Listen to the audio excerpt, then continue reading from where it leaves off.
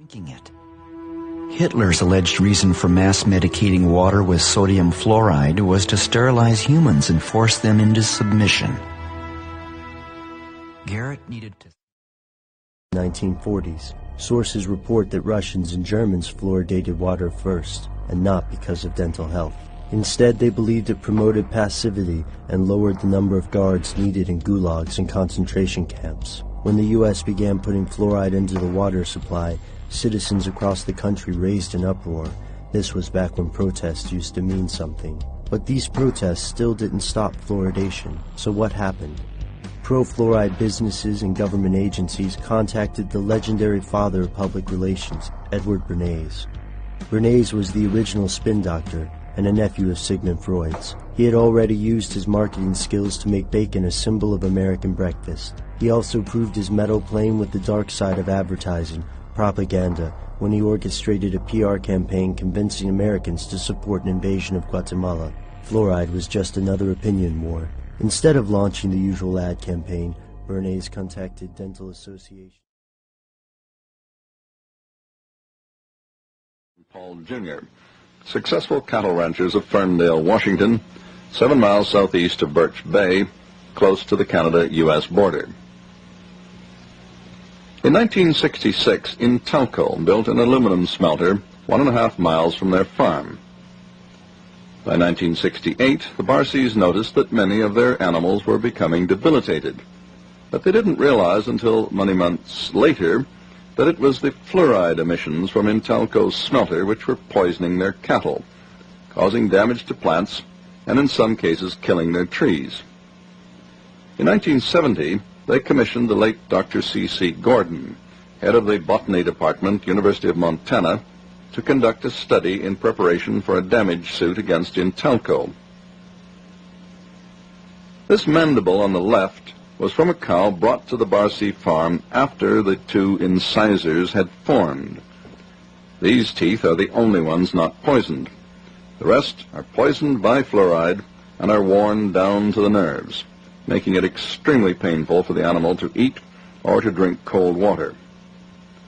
On the right, we have a cow exposed from birth on the Barsey farm, and as you can see, all the teeth are worn down to the nerves. Here the cows are drinking as a dog would drink, trying to warm the water with their tongues to lessen the pain of cold water against exposed nerves.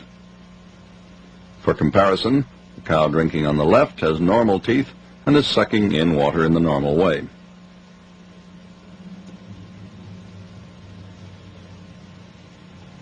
This is a side view of the lower jaw of an animal exposed from birth.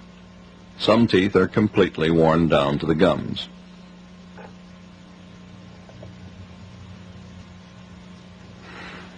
These 8mm films were taken by Paul Barsey Jr. and were used in the Barsey suit against Intalco.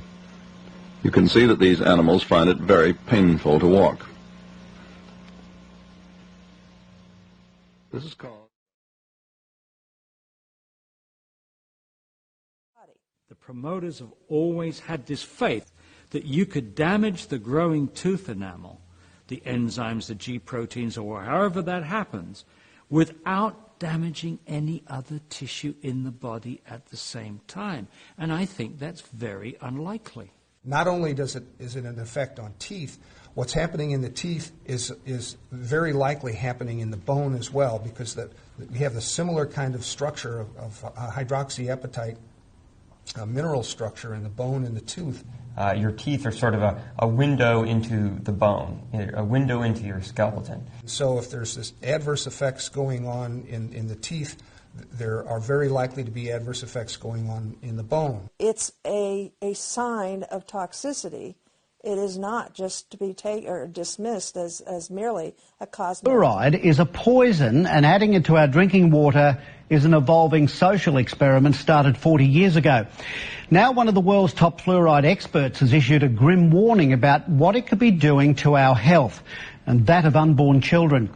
Yet as Frank Pengello reports, you'll get a different spin from dentists and health bureaucrats. We consider that as a poison. Why should a poison be in drinking water?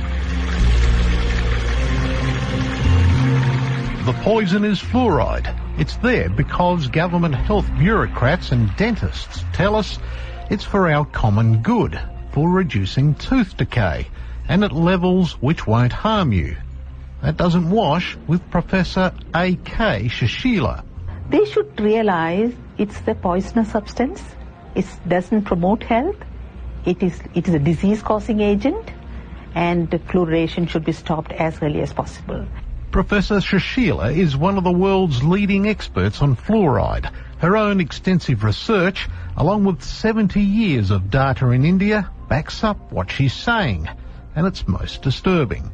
I would consider a pregnant mother taking fluoride-contaminated products. I'm using the word products, which includes water, toothpaste, black tea, processed food products which has fluoride. Any liquid, anything where her urinary fluoride is high, she is going to cause a lot of damage to the fetus, the growing embryo, the infant which is going to be born. The American Dental Association warns against using fluoridated water to mix baby formula. Not so here. They don't read, they are not aware, they don't update themselves, they don't do any research. So we are in a serious problem. Professor Shashila says exposure to fluoride could also be the cause of many ills like neck, shoulder and joint pains, which may be misdiagnosed by doctors. She routinely does urine tests to check fluoride levels in her patients. Remove the fluoride ingestion starting from toothpaste, black tea, fluoridated water, whatever, and you bring down the urinary fluoride to normal limits, the patient recovers. Fluoride is also used as a preservative and also lurks in many products we consume. But apart from toothpaste, it's not listed on labels. So it is coming into one's body through many sources, and you are not aware of it. The fluoride that goes into our drinking water is toxic waste from the production of fertilizer. For maybe 100 years, the phosphate fertilizer industry put out two very, very poisonous gases into the environment, hydrogen fluoride and silicon tetrafluoride. Eventually, they were required to capture those, and they did it with a wet spray, water, and that water converts these two very toxic gases into hexafluorosilicic acid. And it's this scrubbing liquor, which is about 25% strong, is put into tanker trucks, driven around the country, and added to our drinking water. Here's what's in the mix made in Australia. A sickening cocktail of heavy metals like arsenic, barium, beryllium, cadmium, lead, mercury, and on it goes.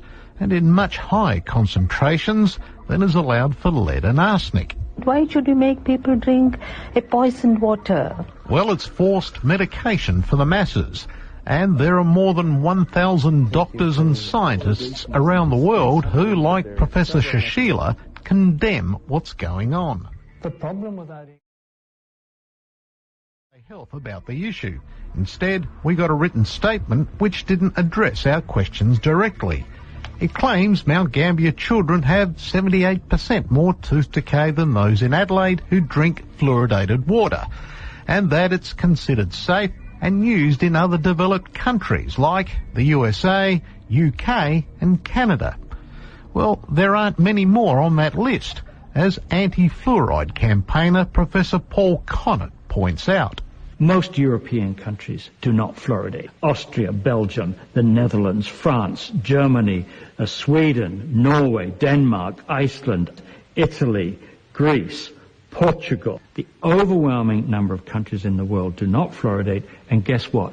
Their teeth are just as good, if not better, than ours. It aggravates dental decay. The tooth gets pitted, perforated, it gets chipped off, it breaks, and also at a much younger age, the people will become edentulous, means they will lose their teeth.